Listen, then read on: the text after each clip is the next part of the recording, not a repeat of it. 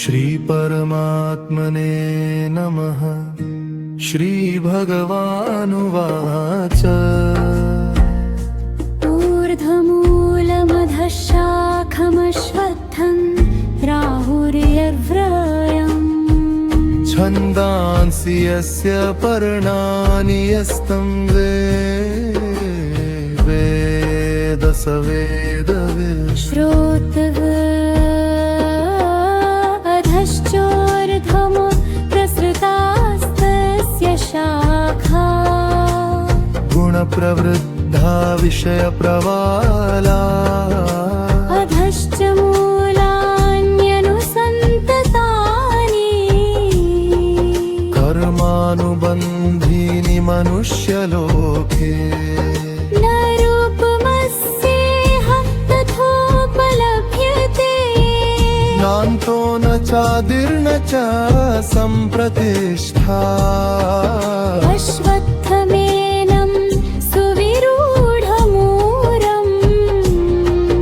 असङ्गशस्त्रेण दूरेण चेत्वा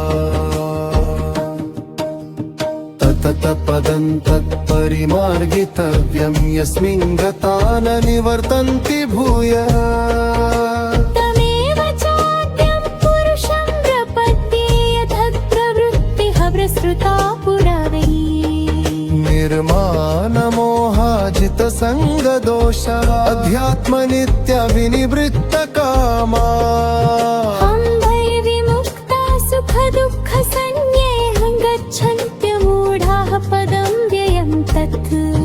ओ श्रीकृष्णार्पणमस्तु। ॐ श्री परमात्मने नमः। श्रीभगवानुवाच ऊर्ध्वमूलमधः शाखमश्वत्थं राहुर्यव्रयम् छन्दांसि यस्य पर्णानि